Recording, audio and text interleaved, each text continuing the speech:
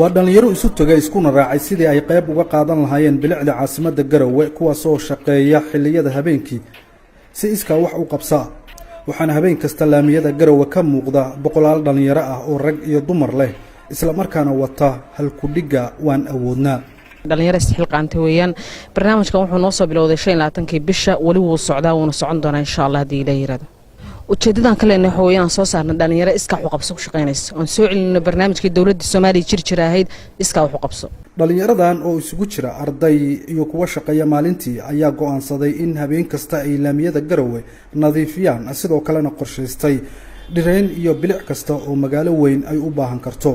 gudoomiyaha waan awoodnaa Umulqayr oo u warantay VOA ayaa sheegtay in dhalinyaradan ay isku tashadeen isla markaana aysan jirin cid gacan ka siisa marka laga reebo dawladda hoose oo gacan ka siisa dhanka qalabka ganacsiyada wax taageero wali kamaanu helin dawladda hoose waxay siinaysaa qalabka aan ku shaqeynayno sida badalada garweynta gaariyoolada inta kale waxa geysanaysa xoogooda waxa geysanaya dhalinyarada magaalada Garowe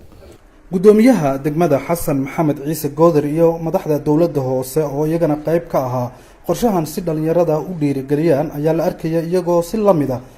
badeelka qabsanayay habeenadii ugu horeeyay Garowe inay horumarayso caawaan si fiican u gaar wax khayr baa ka shaqeynaysaan fikrad wanaagsan oo horumar leh oo xalaal ah baa ka shaqeynaysaan Ilaahay hayna ku guuleeyay